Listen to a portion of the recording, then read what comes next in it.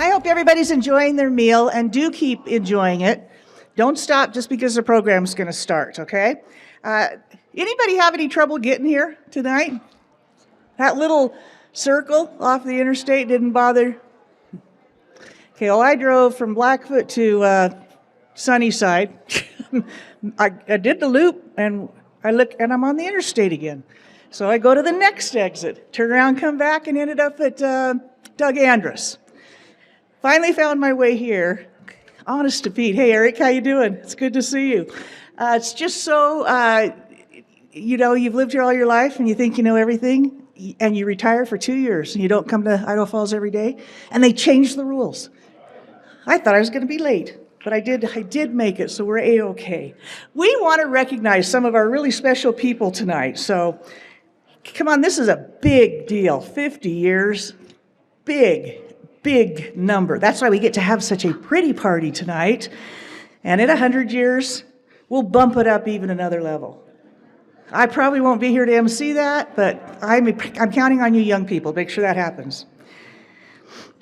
We're going to start out by asking some people to stand up so you can be recognized. If you are a current board member for DWI, would you please stand?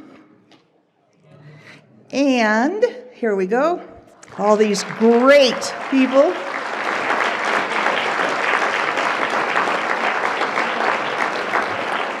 And if you're a past board member, we'd also like to recognize you and thank you for the years that you gave. Any past board members, thank you. There you go.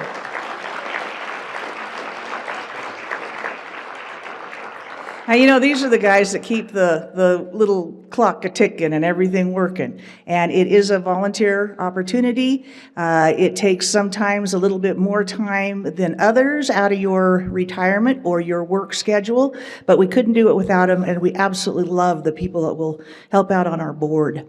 If you are a person who has been served, or if you are a current or past client of DWI, would you please stand up? Eric, raise your hand. There you go. Hey.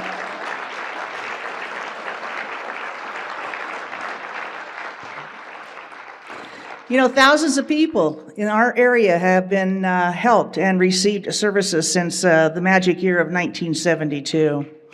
If you are a parent, a caregiver, or a guardian, please stand. We know how tough some of your days can be, and we love you. We love you for this.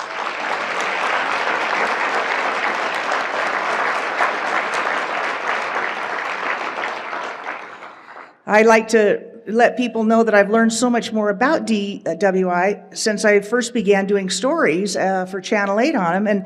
And one of the things I've learned is that I have a Down syndrome granddaughter who is the most precious angel in my life. She lives in Twin. I get her every other weekend, and no vocabulary yet at age 4. But the other day, she was learning facial expressions like frown, sad, happy.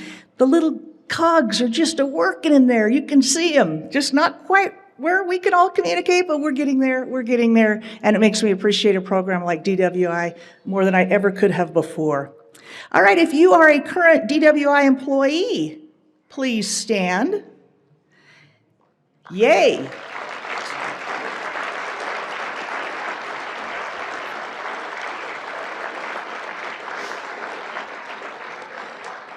And if you're a past employee and you've retired now from the board or from working there, please stand. Again, you all get credit for being the miracle workers you are.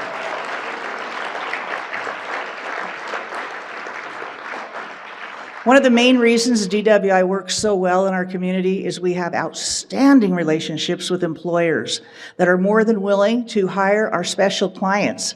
So if you are one of our employers that plays the game, please stand. I see a few.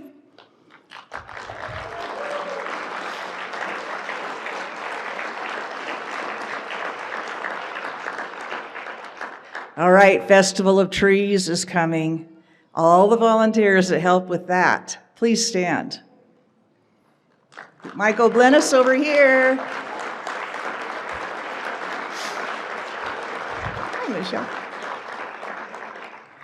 That's always been a win-win for everybody in the community. If you are a local lawmaker, either state or city, will you please stand, county lawmakers? We appreciate all the support you've given us over the last 50 years. Thank you.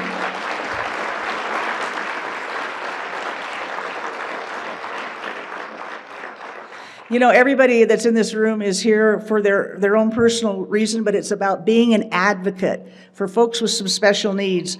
I've gotten to know Eric really well this year, who works for DWI, is kind of a client there also, but he is the one at Champ's Heart that my pony has picked out of all the people to love the most. And she is a pill. She's a naughty baby, naughty little Minnie. And Eric can handle her like nobody's business. So it's made a great friendship for us, hasn't it? I love you. Thanks for being here, Eric, and all you do. Let me remind you that the silent auctions closes at 7:45. Special thanks to the Griffith family. They are sharing John's beautiful watercolor paintings, and Gene Sherman, who's a close friend of John's, also shared some of his watercolors for us. Ron and Kendra Johnson for the fishing trip, Idaho Central Credit Union for that delicious gift basket, and of course all the clients of DWI for that beautiful quilt. All right, let's begin with the history. Let's begin at the beginning.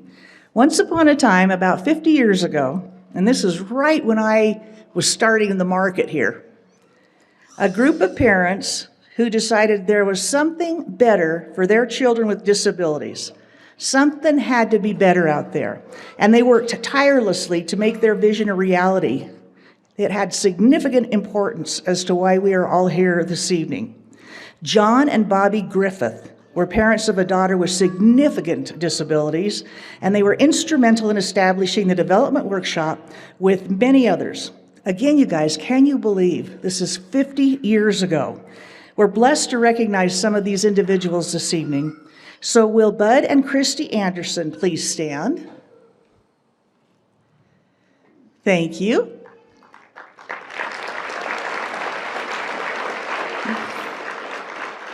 Christy is the daughter of John and Bobby, and both Bobby and John passed away earlier this year.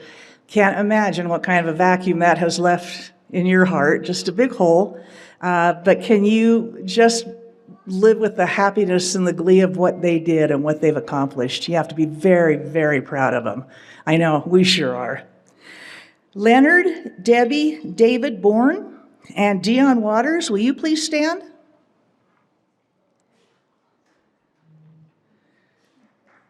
Thank you.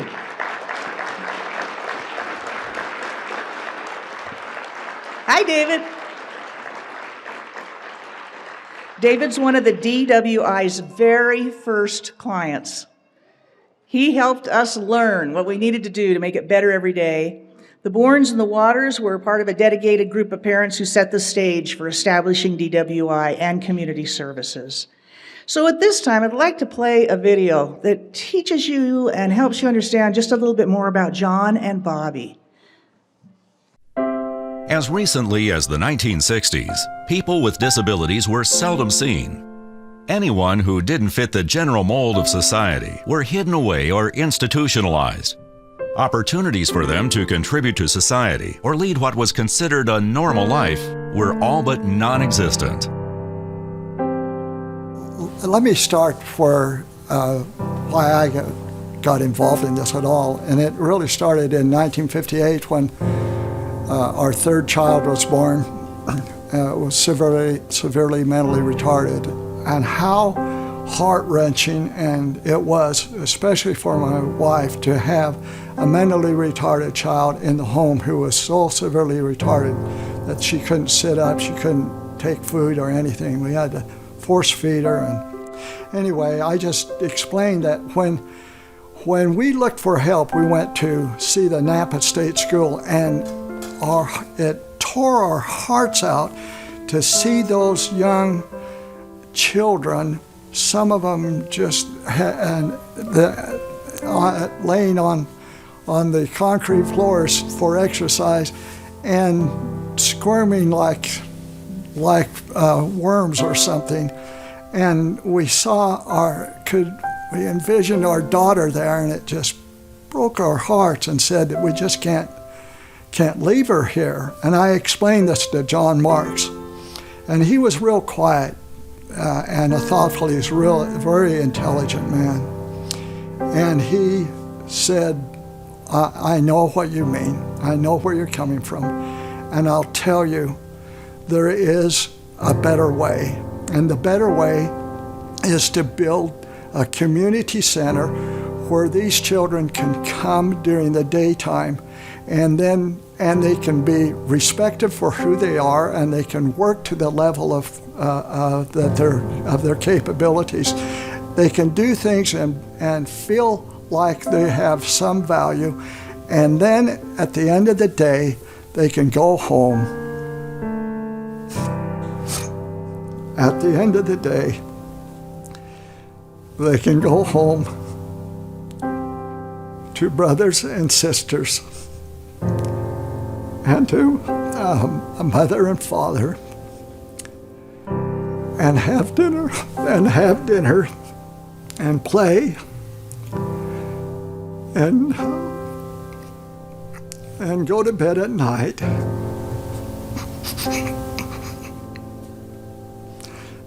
Say their prayers and be kissed. And if they can't do that, and they go to a place like Napa, they become institutionalized.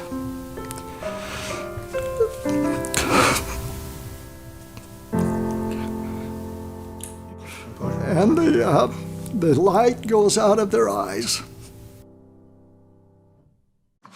Was that hard for you?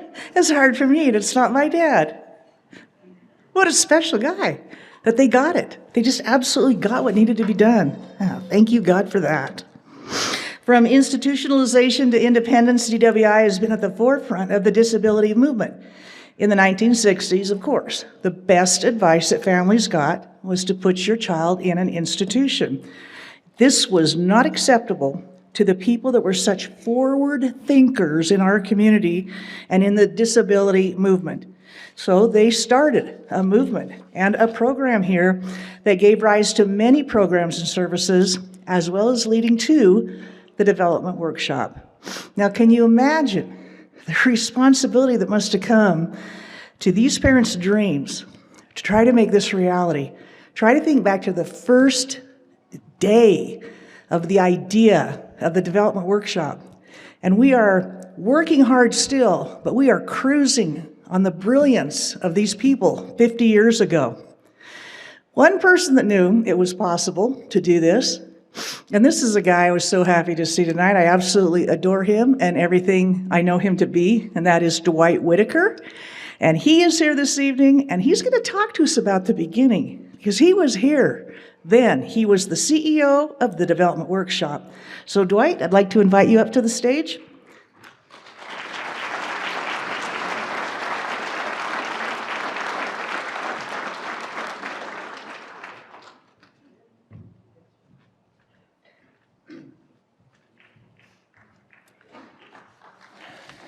Thank you very much, Carol. And you are such a beautiful sight tonight to see.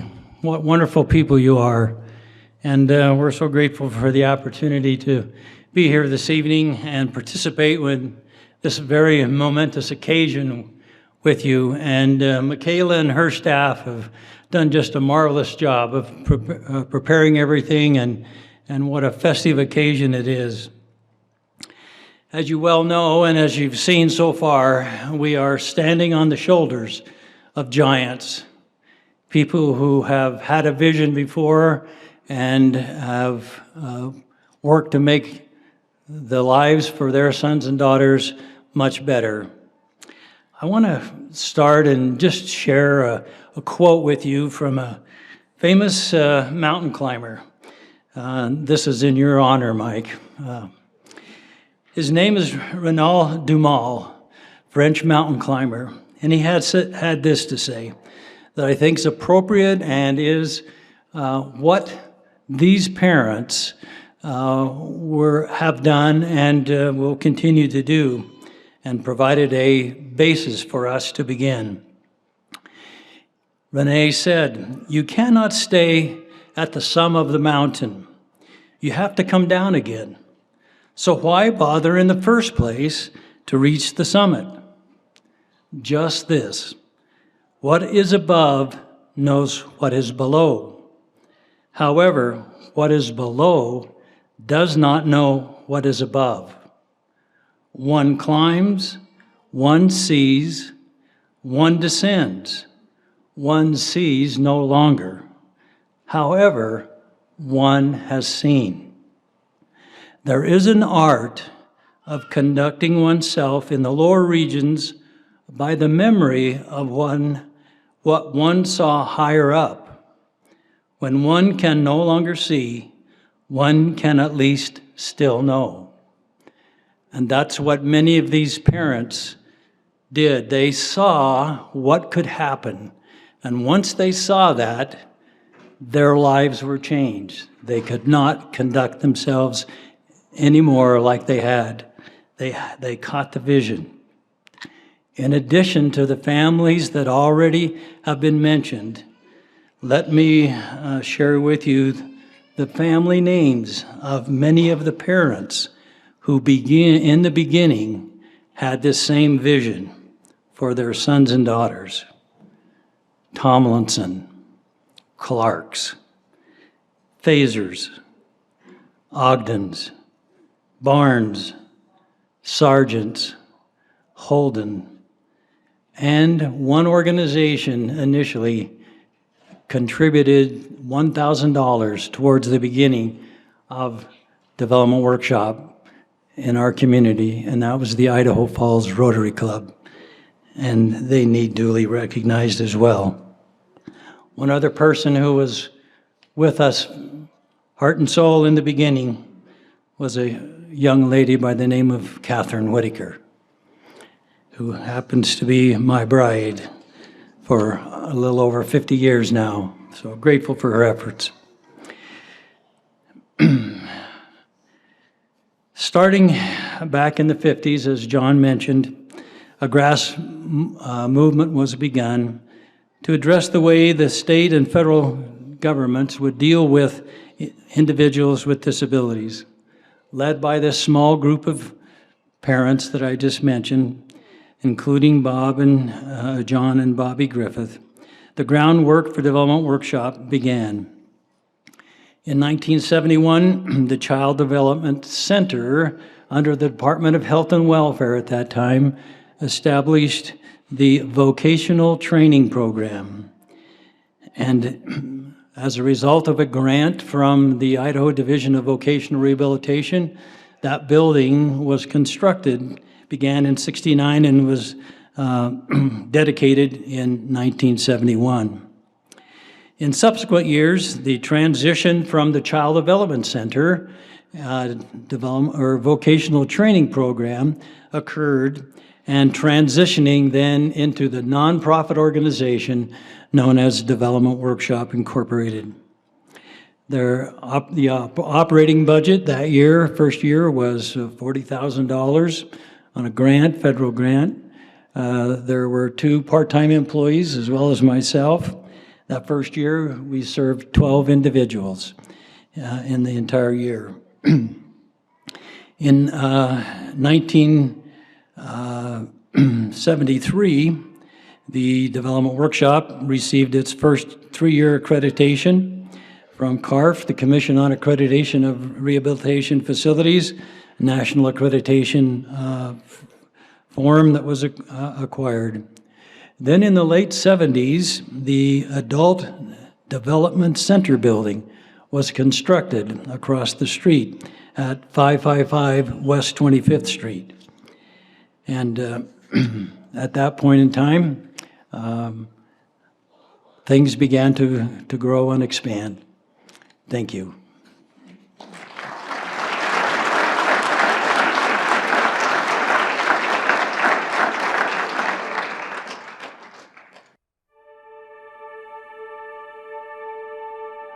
Momentum for positive change continued to build. The 1970s were becoming the decade of deinstitutionalization and integration.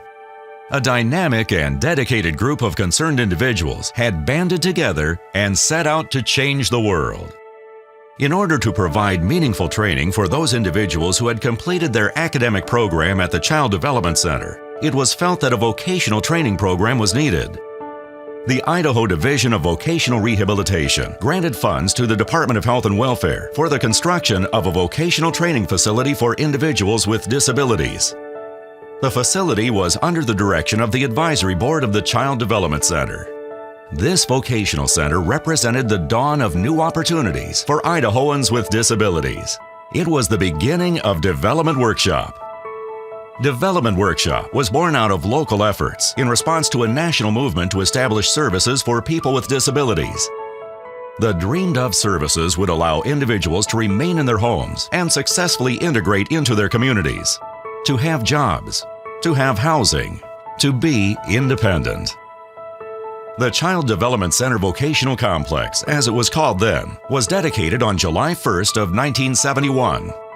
H. Dwight Whitaker was hired to create and launch the vocational training program. After months of preparation, the Work Evaluation and Training Program began providing services December 7, 1971. The program began by serving just 12 clients with a staff of 3 and a budget of $40,000. Development Workshop was one of the pioneers in the United States to begin providing community-based vocational services. My first day on the job was July 1st, 1971.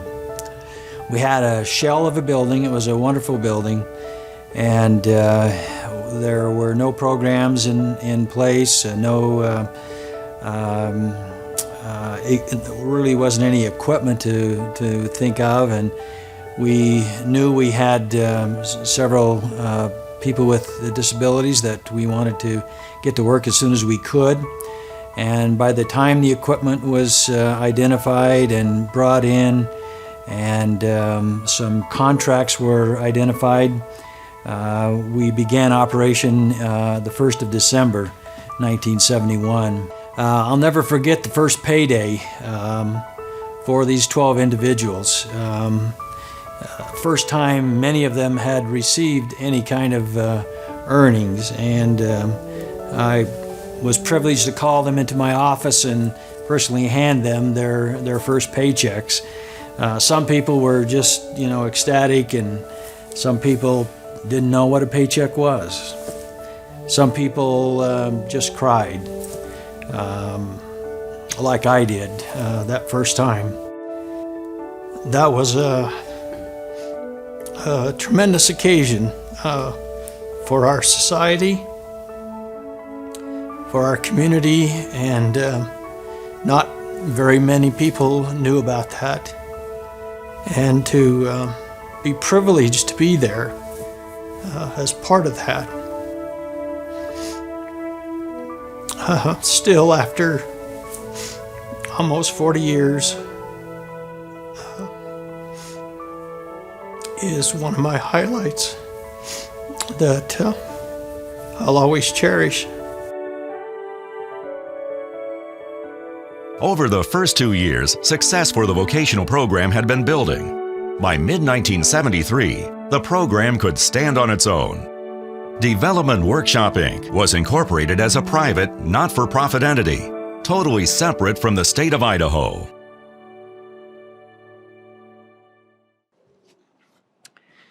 Thanks to broad-based community support, and as already been mentioned, many local, state, and national legislators contributed significantly. Local employers helped provide work opportunities, and it obviously was a great experience.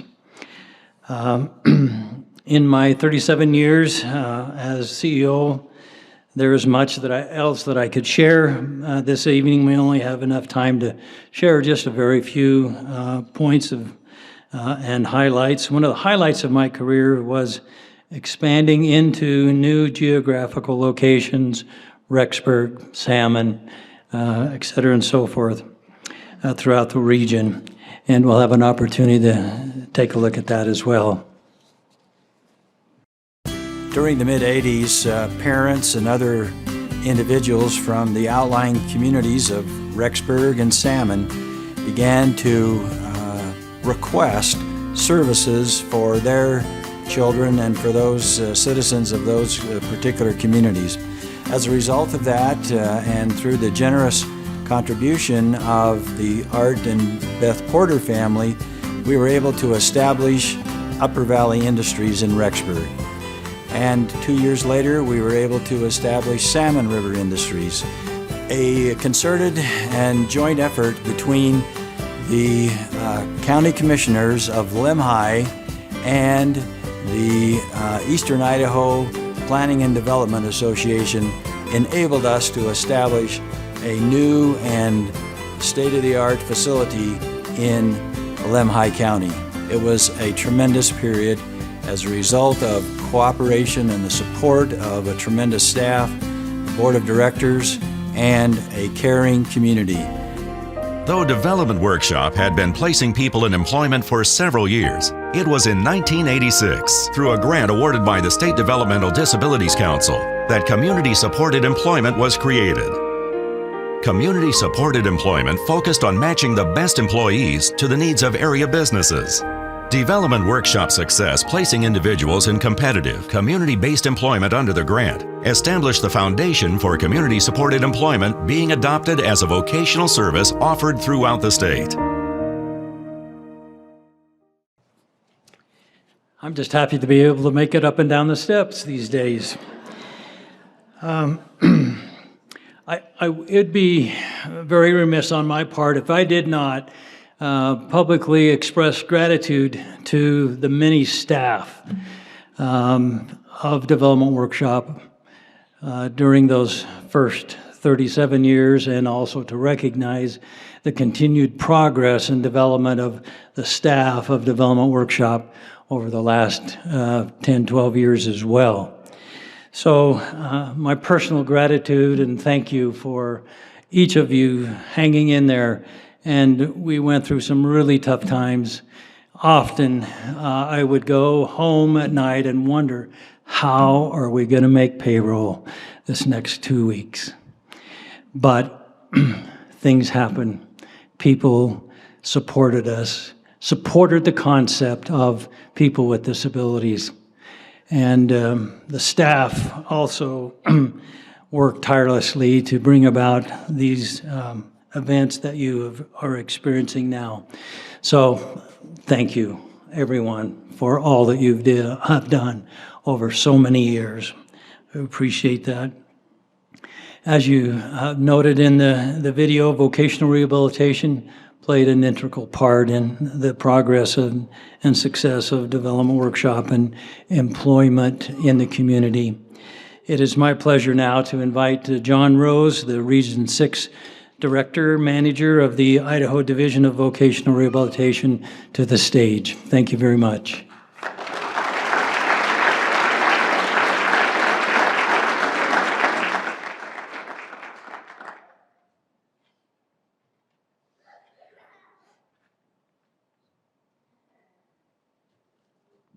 Well, thank you, Dwight, for that warm introduction.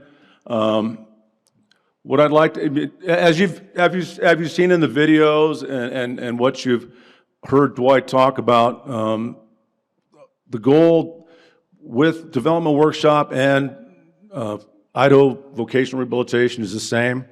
Our goal is to provide services to individuals with disabilities with the ultimate goal of employment and community integration. That, as was stated earlier and shown in video, the place for individuals is not at home, sequestered away, but in the community, being a productive citizen, just like every one of us here. So the relationship that we've had with Development Workshop is long-standing, as you've seen in videos. I came here 25 years ago in 1997, March of 97, and the first place that I went to as a new vocational rehabilitation counselor was Development Workshop. And I had the distinct pleasure of meeting Dwight. And at that time, it was the injection molding that was the premier program that they were involved in at the time. And I got many souvenirs from Dwight. And one I still have on my desk today, which is a tape dispenser. The bottom is wore out on it. I have to get a new pad for the bottom of that, but that I think that dispenser will last for centuries. I mean, that as well built as that thing is. So there's many programs that we work with. Development Workshop on supported employment was mentioned. Supported employment is an incredible program to allow an individual supports that they need in the community to be able to function and learn their jobs and maintain employment. And vocational rehabilitation helps with supporting that type of program. We also helped with, during the expansion times, Development Workshop had work crews going out, working on government buildings, doing janitorial services. Vocational rehabilitation was a part of that. As of more recent years, we've gotten involved with programming where an individual will go to an employer to find out what their needs are and how we can plug an individual into that employer's business, supporting them and creating a job for an individual that might not have been there before. We work really close with Development Workshop, and it's a long-standing relationship. We all have the same goals, helping individuals with disabilities. So I'm very proud and honored to be here today to celebrate 50 years with Development Workshop. I've been here for half of it, 25, so it's been an honor and a privilege. With that said, a movement towards a more choice and independence began to be underscored in many areas, and an individual that you all know and you all love, Michael Blennis, took the lead as the CEO in 2008 with Development Workshop. It's my pleasure to invite him to the stand, as he needs no introduction.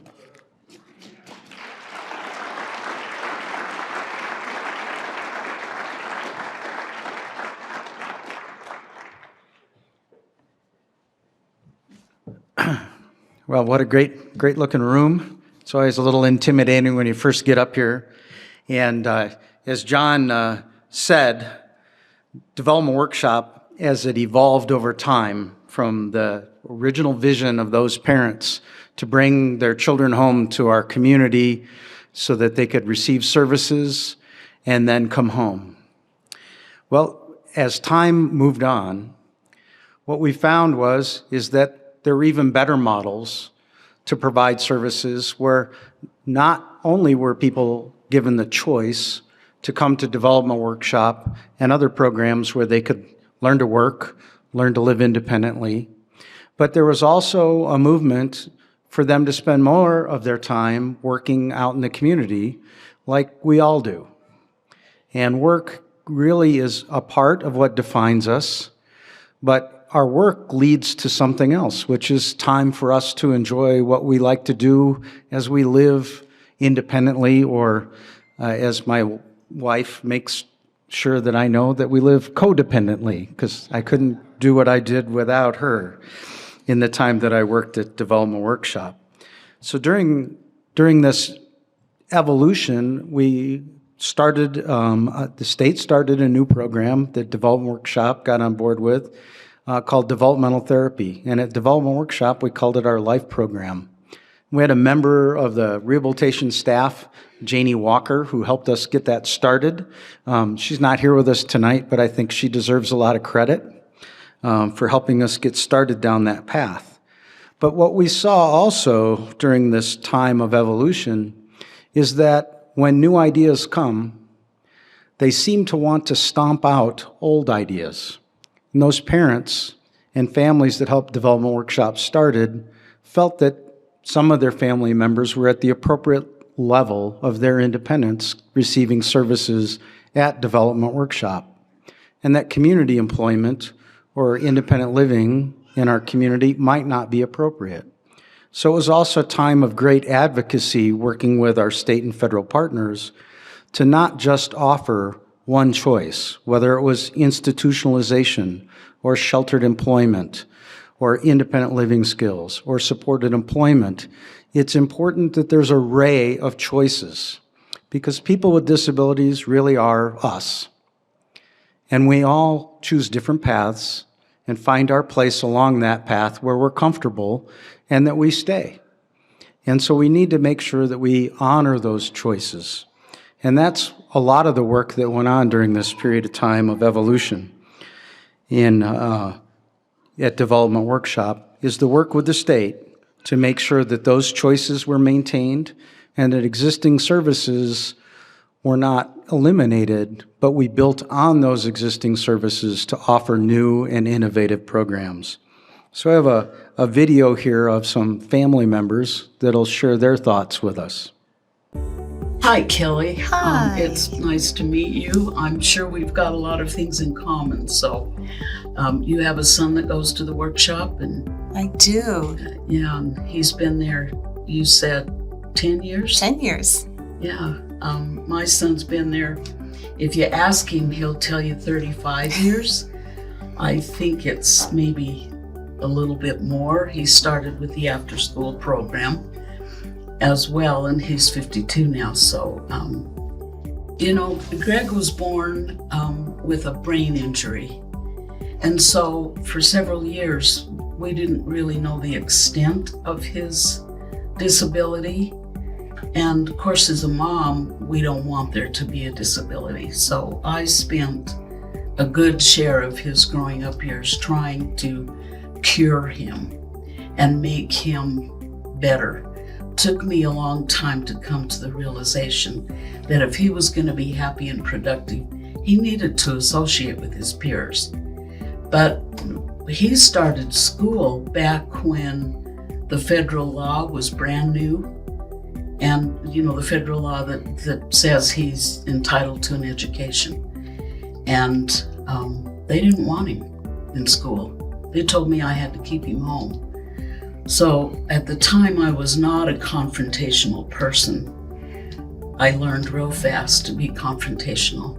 Had to fight for him all the way through his school. But there wasn't much else out there. When Devin was younger, kind of the same thing with medical issues, not knowing what's going on. But the whole inclusion situation was going on when Devin was in school. And it wasn't necessarily appropriate to put him in a regular classroom, but that's what everybody was pushing for. So that was difficult. I really have always just wanted him to be happy and do what he wants to do. And so moving forward, I think he's there. I think he's made that choice in his life to be happy. And we found a good group of people all through school and afterwards that meet his needs. The workshop is everything for Greg. It's his social life. It's his work life. He's so proud to go and earn a paycheck and, pay taxes and go out and spend it. And right. Is Devin on the work floor? He does. He works on the work floor. And it's wonderful. He also came out of the school program. That was my introduction to Development Workshop. Me, a mom who I'm very making sure that nobody does anything wrong with him. Wasn't sure that this was going to be a good fit. And he has just kind of bloomed and taken off, and his abilities that I never thought he was capable of, he can do with their special accommodations, the special jigs that they put together to allow him to have a job. He just beams when he tells people, I have a job. So it's just warms my heart to see that, and that he has that ability to go to work. And then the social aspect of the life skills program is just so fulfilling to him. The friendships that he's made. So Devin goes half his day to life skills, to the life class? At least. I think he probably does more development therapy and life skills than work program. But so within that program, the development therapy and the life skills, he gets to learn how to communicate to people properly. That's a struggle has been a struggle with him. And again, the friendships that he has gained and fostered just by rotating through different classes. The development workshop is set up kind of like a school program where you go from class to class. They get to choose what happens, and then they're offered outings into the community, which is a huge big deal for them. They love it. And it's the things that he's learned through that program, how to carry on a conversation with somebody. That's an important skill. It is very important. Yeah. He goes out with, I think, 3 others and an aide to go to lunch once a week. If he could change his programming, he'd go every day to lunch. I think the majority of the clients would like that. They just means I'm normal. I can go do what everybody else does. They get to go out to lunch. I get to go out to lunch. Right. Within the classes, then they talk about what's appropriate. How do we order?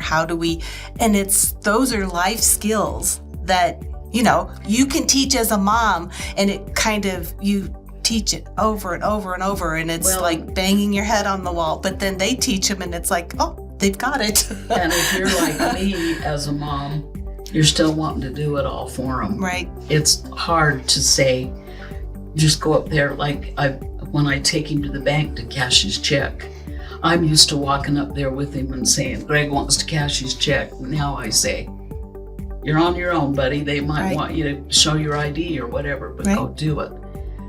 There are a lot of agencies out there now, but and I've worked with a lot of them with some of my volunteer work. There's not anybody that we would choose over Development Workshop. No. Yeah, it's just been great. I think they show extreme care, compassion, and they actually get to know their clientele so that they know what works for each individual client to make them be the best that they can be. Yeah, yep, exactly. So that's perfect. You can't ask for more than that. Can't ask for any more than that. Yep. So we're very happy.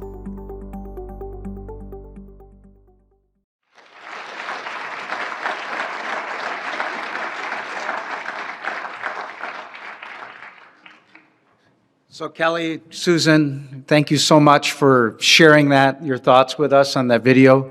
And I think you're here. But it's, there you are, back there in the back. Thanks again. And it's always hard to see yourself on the big screen, but you guys did great. You knocked it out of the park.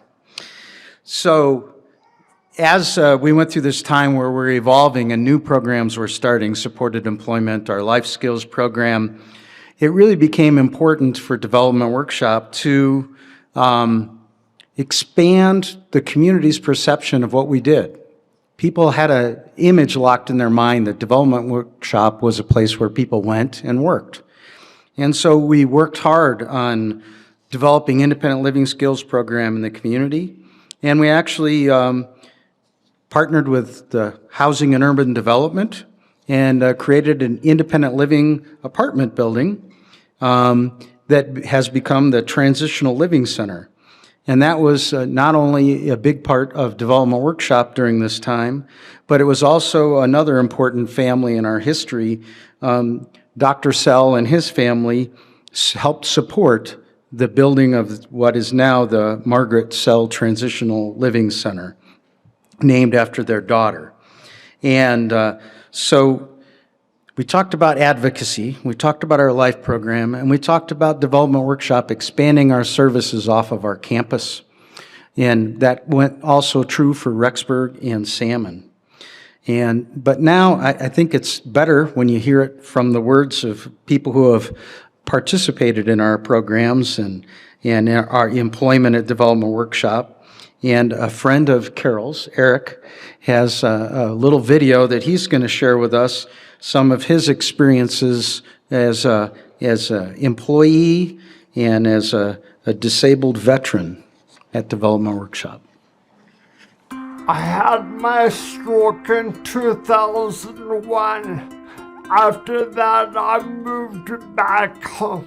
But my goal was to improve my therapy, and I knew I couldn't do that there. So I went to a place where I could.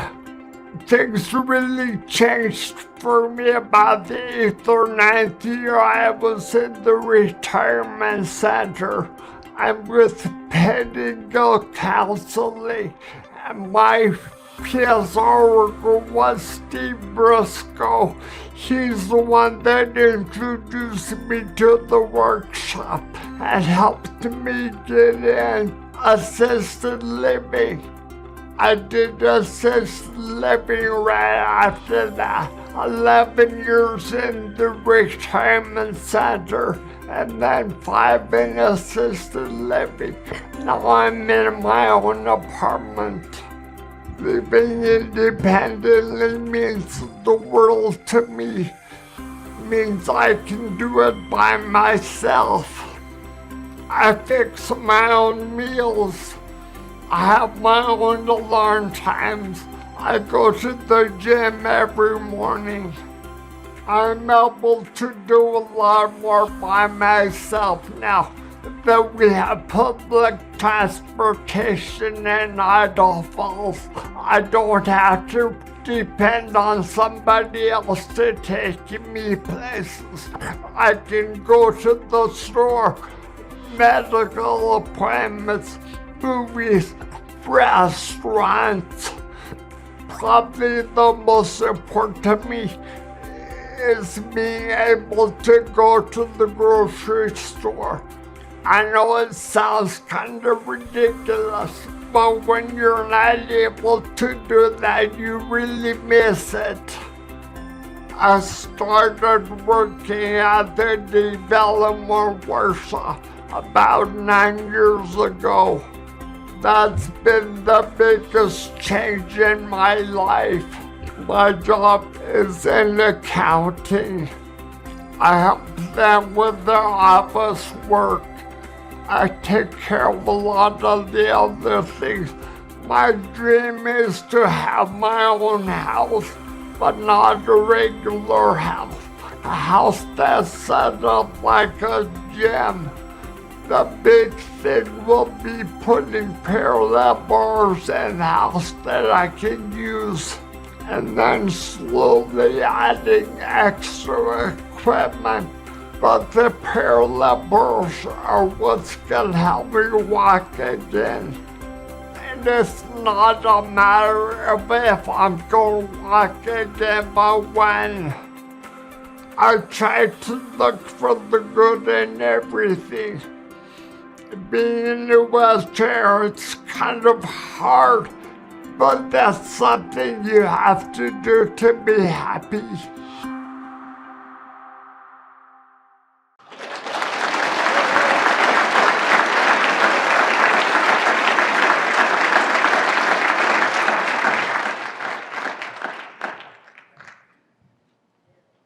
Well, thank you, Eric, for sharing that with us.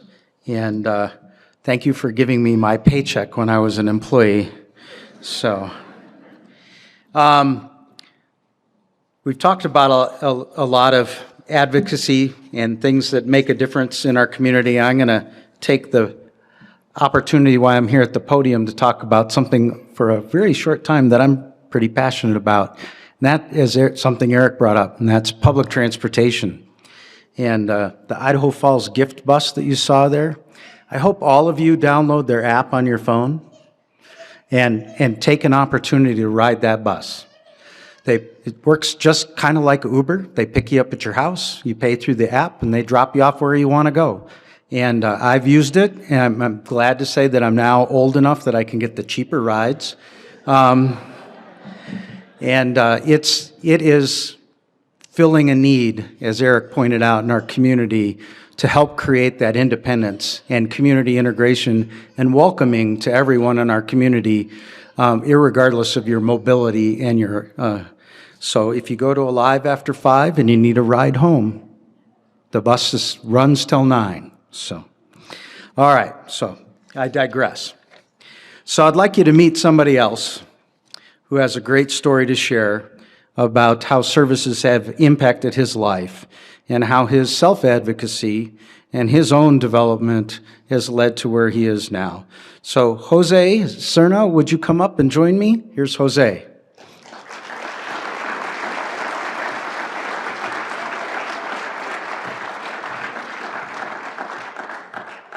Welcome to the big bright stage.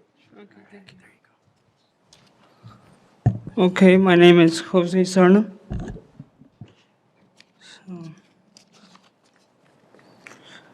I was asked to speak this evening.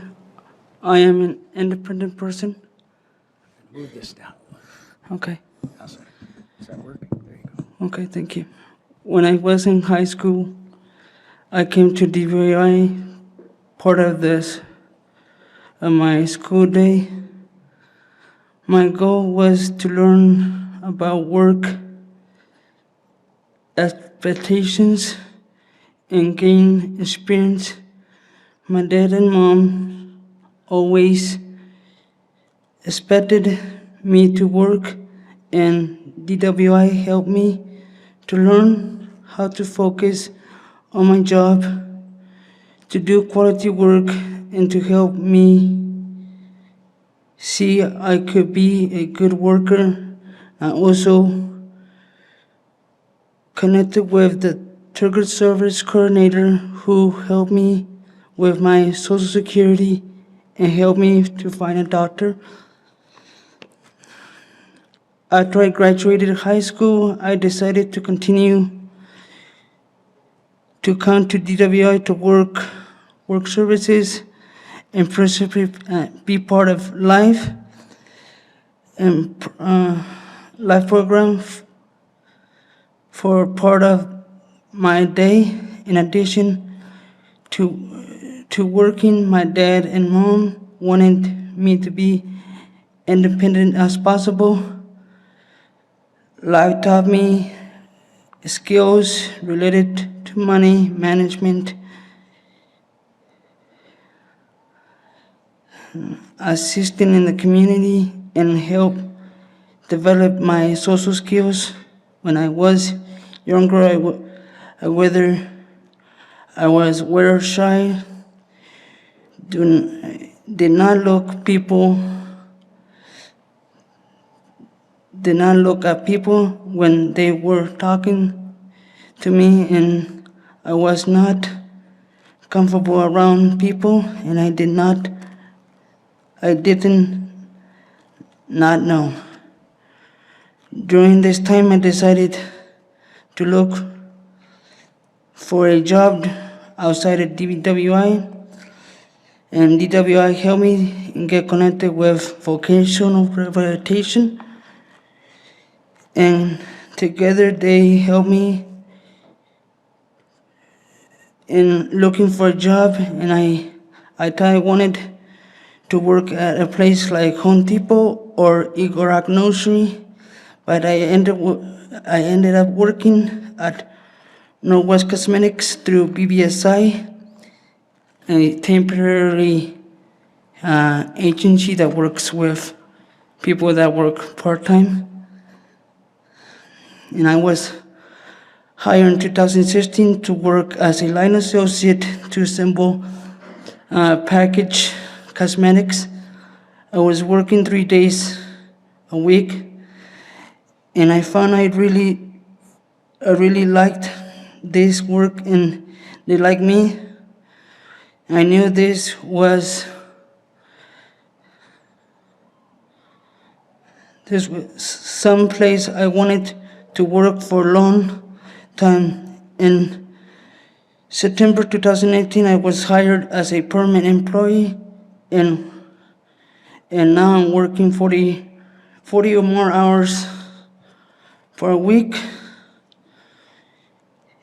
It was the same time I was selected as a DWI Client of the Year for those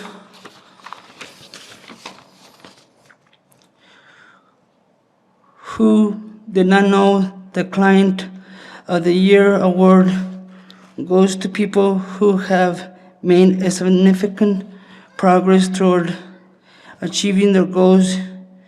DWI sees this award to the recipient as one of those who can be pointed out as truly champion the ability of people who with disabilities and the values of services and provided by development workshop, and or also with samples of others. There was a proud moment for me. It was a recognition that I had accomplished many of my goals. I have been getting SSI benefits since high school. In addition to getting a job, also wanted to be self-efficient and get these benefits. I became connected to Joe Nelson, Ticket to Work coordinator of DWI. Ticket to Work helped me understand how my wages impacted my benefits, and I could transition from working full-time, making $10 per hour, and not needed my Social Security benefits anymore. So Joe Nelson and Martha helped me with doing all that I needed with Social Security.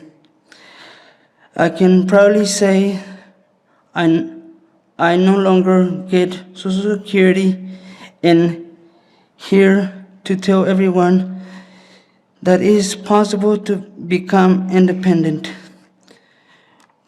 When I was hired at Northwest Cosmetics, I was riding my bike. I wanted to learn to drive and get my driver's license. My dad and mom were willing to help me with having the use of a car. My family helped me to go to the DMV and get my permit, so I could learn to drive. I was not able to pass my vision test. I was denied permit. I went to Aflac Eye Care. With the help of my TSC, the eye doctor was able to refer me to another eye doctor, Hansen Vision Care in Ripley. Dr. Dwight Hansen was able to help me get bioptic glasses needed for driving. With those glasses, I was able to get my permit to drive and got my hours of practice with BW driving for my driver's license, and my glasses cost me almost $1,500, but they give me the independence. I can go anywhere I want as long as I have gas in the car. That was Lori, by the way. She wrote the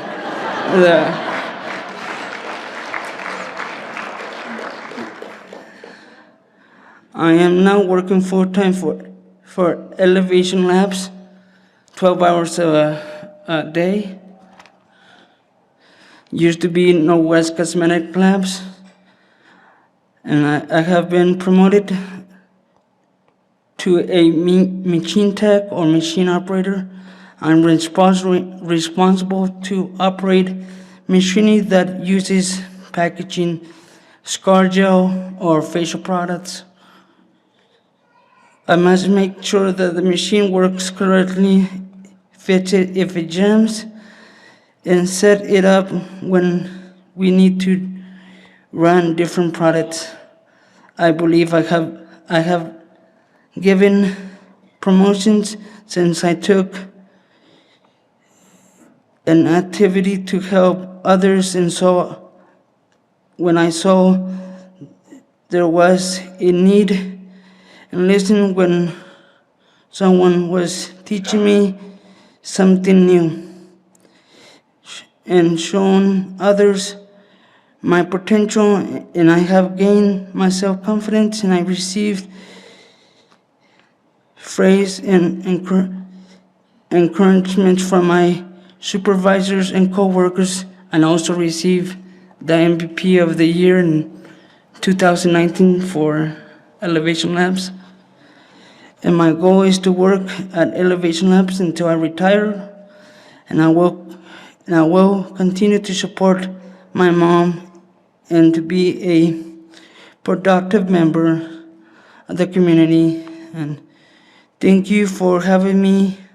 I appreciate what DWI has done for me, and know that anyone who is willing to set goals and work hard, and they will be successful. I am proud to be a DWI champion.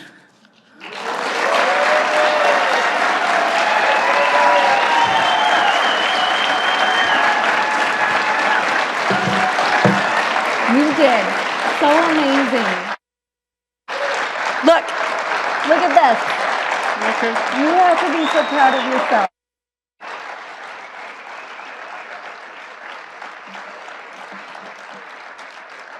When we asked Jose to do this, the first thing he said was, "Do I have to speak in front of a lot of people?"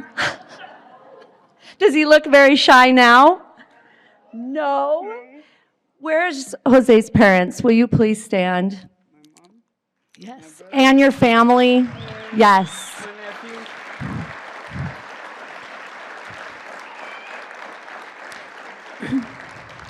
All of the individuals we serve could not do it without family members like that. They never doubted Jose, and they gave him every latitude to go out there and do what he wanted to do and to make the choices he wanted to make, and they 100% supported him. And honestly, kudos to you. Thank you so much for seeing his potential. Good job, Jose.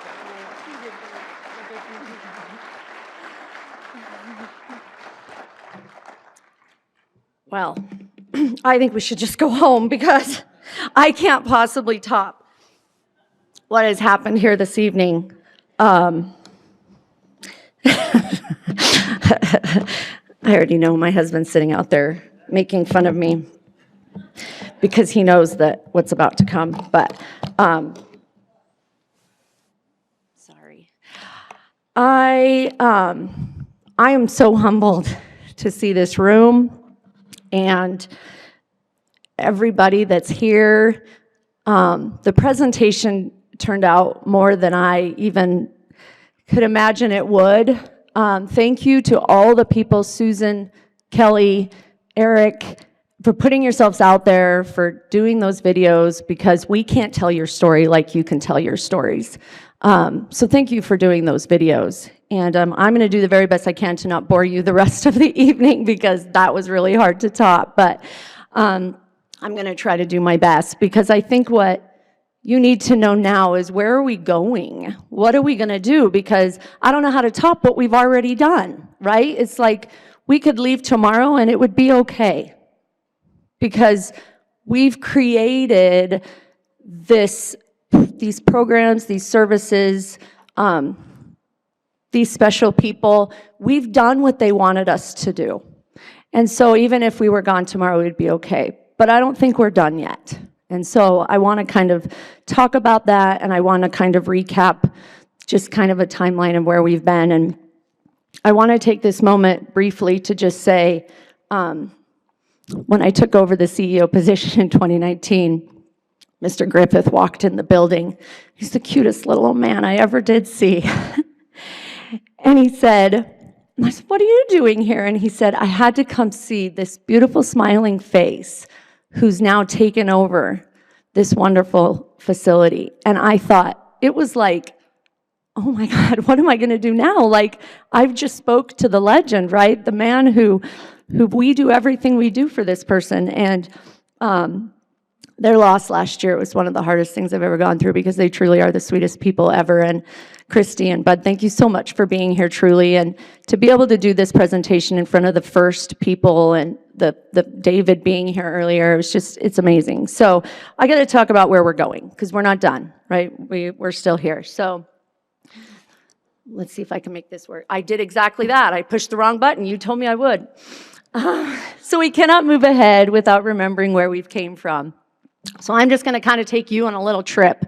And some of you can relate to these things, and some of you, some of us aren't quite 50 yet. I was going to say earlier, who was it, John, 25 years ago? I graduated high school in 1997, just, to put it into perspective. So in 1975, they talked about the Education of All Handicapped Children Act was signed into law. And that act, as Susan stated, did require public schools that accepted federal funds to provide equal access to education for children with physical and intellectual disabilities. And as you can see at that time, here is our original graduating class of 1978. So it's really exciting to see them there. But then you can also see what things cost. They certainly don't cost that anymore, do they? We're paying a whole lot more for those kind of things. And the VHS tape was introduced. Some people in here probably don't know what VHS tape is. But then in the 1980s, that's when DWI wanted to have marketable work skills and developed a computer training. That was when Apple Computer was first introduced. And so we created an opportunity for individuals with disabilities to learn about technology, and who knew where we'd come with needing technology, right? We can't live without it now. So there's a couple people in this room that use the Apple Computer, I believe. We won't mention any names. And then in 1990, the Americans with Disabilities Act was signed into law by George W. Bush. You Can't Touch This from MC Hammer was the song of the times. But the ADA was really intended to prohibit discrimination based on disabilities in employment, services rendered by state and local governments, places of public accommodation, transportation, and telecommunications services. Businesses were mandated to provide reasonable accommodations to people with disabilities. But unfortunately, that promise of the ADA has yet to be fully realized. But the disability rights movement continues to make great strides towards the empowerment and self-determination of Americans with disabilities. So, there we go. And then we have 1997. As we talked about. At that time, they supported initiatives for transition services from high school to adult living. So this is when it really became part of what Susan and Kelly talk about, is what were they going to do after high school? Because that's a scary time for any parent who has a child with a disability. And the mandates required each transitioning age student to have an IEP that really focused on that transition time. And so it had to identify appropriate employment and other post-school adult living objectives for the students, referring the student to appropriate community agencies, and linking the student to available community resources, including job placement and other follow-up services, all of which DWI offers. In 2004, the Individuals with Disabilities Education Act reauthorization aligned the No Child Left Behind Act, where the requirements were a landmark in education reform designed to improve student achievement and change the culture of American schools. In 2017, the revision reflected changes made to the Individuals with Disabilities Education Act by Rose's Law, which replaces references to mental retardation in the federal law with intellectual disability or intellectual disabilities. Imagine, though, that was only 5 years ago. And in our time, time flies, so 5 years really isn't that long. With this being a recent change, this means we still have a lot of work to do. Our current board, who some of you are here tonight and were represented earlier, and our staff, and can I just say, having the staff here tonight, we truly, truly have the most amazing staff at Development Workshop, and I am absolutely honored to work beside each and every one of you. And we aren't done, and we are going to move forward because we have to make these changes. And we will work together, the board of directors and the leadership have worked together to create a strategic plan, really focuses over the next 5 years, but really most importantly focus for the next 3 years. And that's what I want to talk to you about. It's time for us to continue to evolve with the wants of those we serve and their advocates to continue to offer what Mike's talked about was a full array of services. That full array must be allowable so people can make choices. We don't want to stick them into the one mold. We need to evolve into being more than just a workshop. Evolve our ability to share stories, to evolve our advocacy efforts, and to continue to educate. So how does this get accomplished? Here's the good stuff. So, like I said before, Development Workshop has really run its course over the last 50 years. But how are we going to be recognized for more than just a workshop? This begins with retiring the use of Development Workshop as our business name and establishing ourselves as solely DWI. Our mission will not change, and we will continue our efforts to assist people in developing, knowing worth, and achieving independence. DWI wants people to see those who have a disability or who are disadvantaged as having the ability to develop, which is to grow or have cause to grow and become more mature, advanced, or elaborate. To have worth, which is to be treated equal in value to others. And to gain independence, providing freedom from outside control or support, the state of being independent.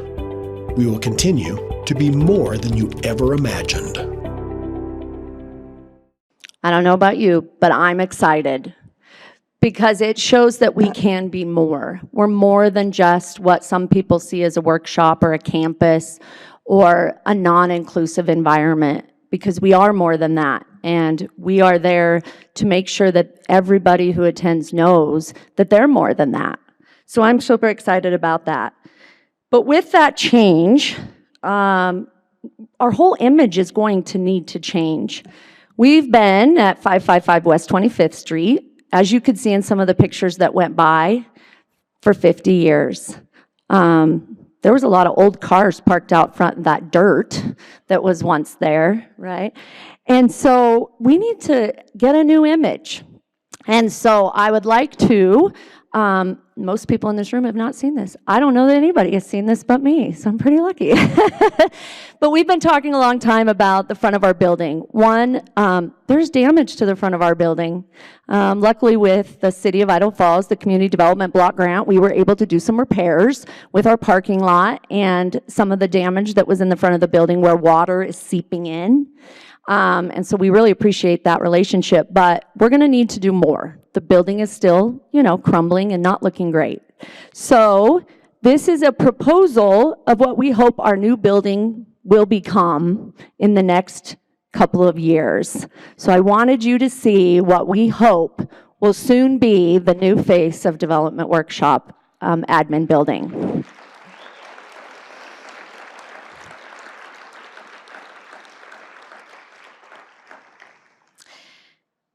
And so as we look forward, it's time to remove the stigmas that come with developmental and workshop, as I said, but we need to continue to still using our guiding principle of doing the right thing. And people continue to say that we're more than you ever imagined.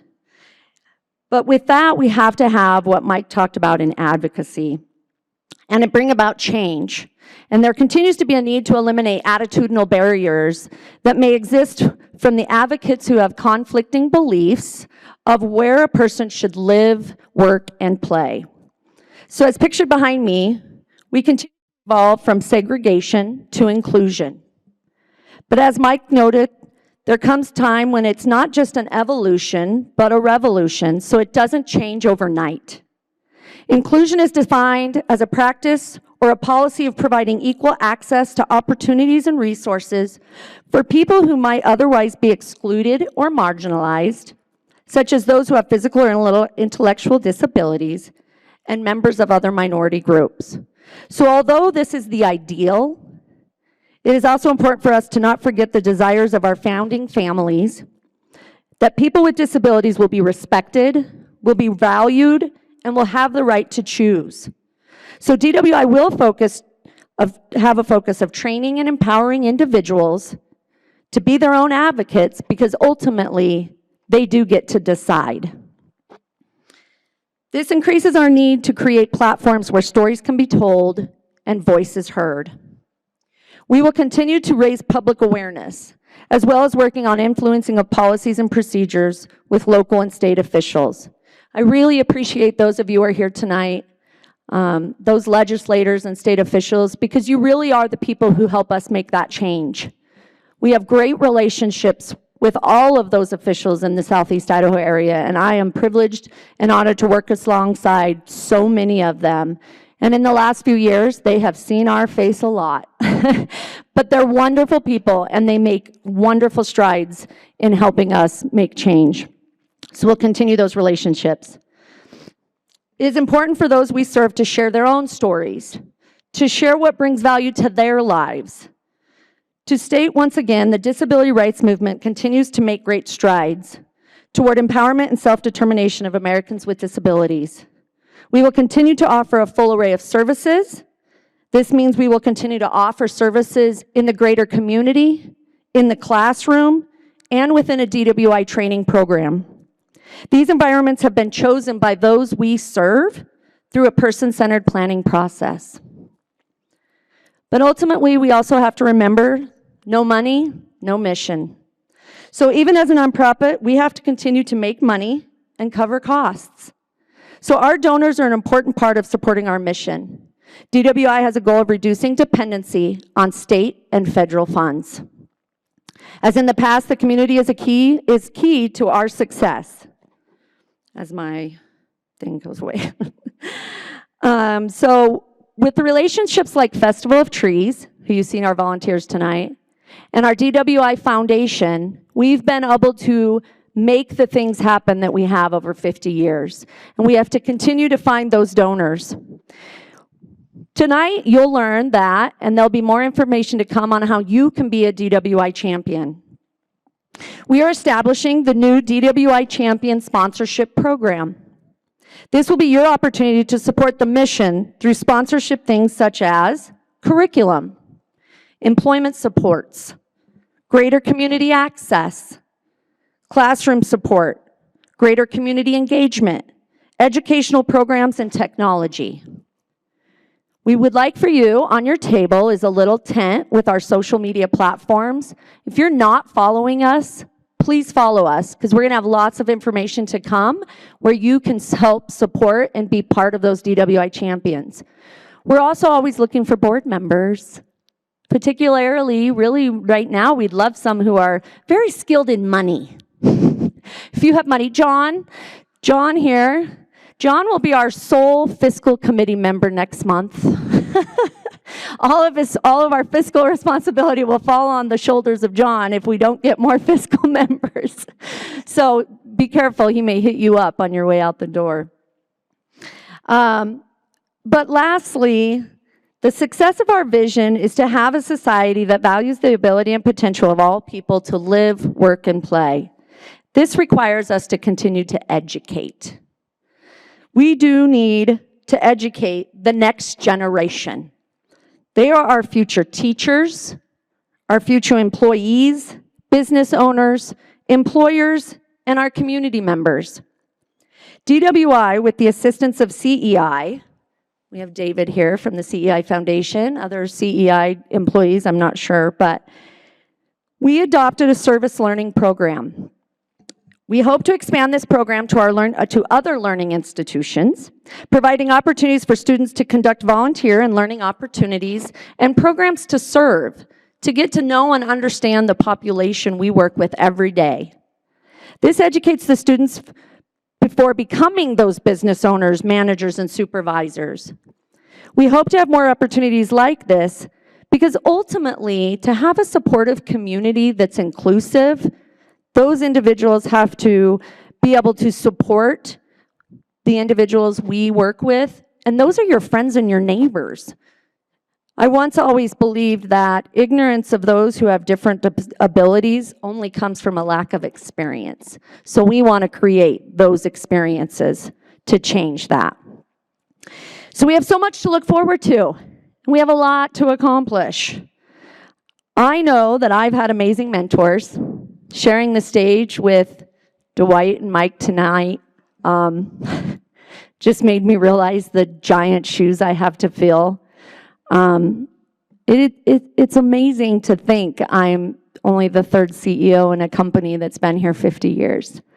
They set a base that has made it easy for me. And it's not easy. I don't say it that it's been easy, but by golly, it could be a whole lot harder had they not set the stage and created this environment that just works like amazing.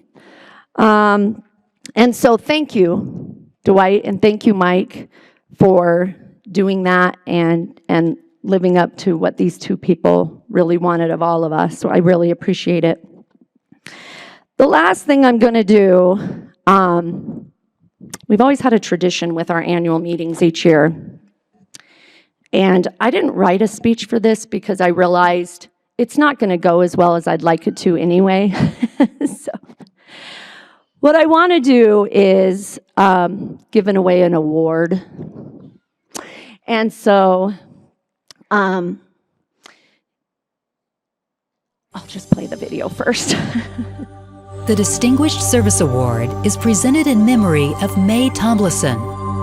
When Mae and her husband Tom had a child with Down syndrome, Mae returned to school to become Idaho's first special education teacher. She was instrumental in the first school program for children with disabilities at St. Leon School in Bonneville County. Mae also served on the board of directors for Development Workshop and the advisory committee in Rexburg. This award is presented to an individual who for many years has distinguished themselves through outstanding service and selfless contributions to the enrichment of the lives of persons with disabilities. Ladies and gentlemen, the Distinguished Service Award.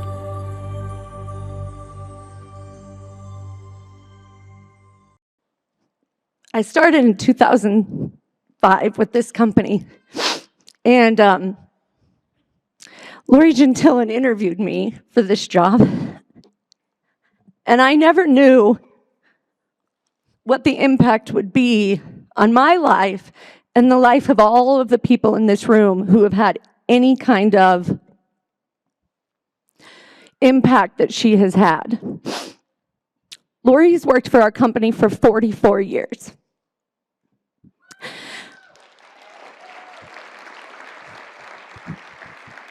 She truly is the mission of Development Workshop. She lives it, she eats it, and she breathes it every single day. Our core values, she is the epiphany of every core value. She knows the diversity that this world brings. She has hope every single day, and even when it is so hard and we want to lose hope, we do. The last few years have been tough on a lot of scales. She's not lost hope, and she won't lose hope. And that's what keeps all of us going. And so this night could not go without recognizing Lori for her contribution to service to Development Workshop. Come on up, Lori. She wants to kill me, but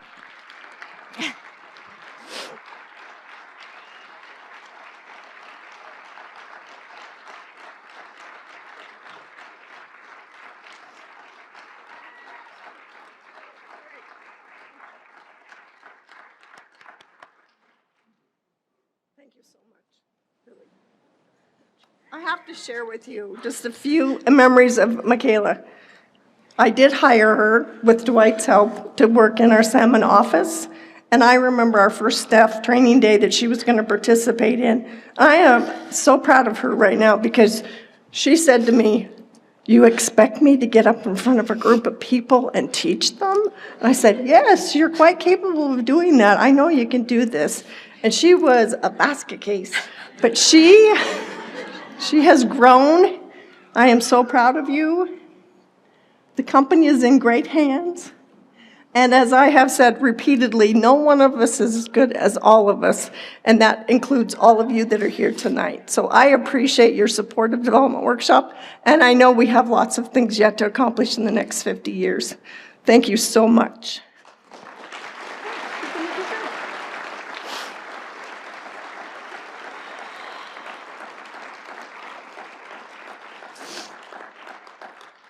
I started crying with the first video we played tonight, so this isn't the first time.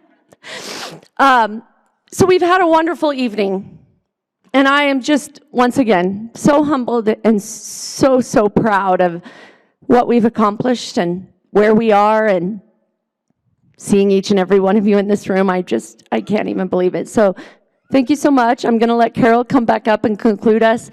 Please take a look at this auction. I don't even know what time of the day it is, really, but thank you, thank you, thank you.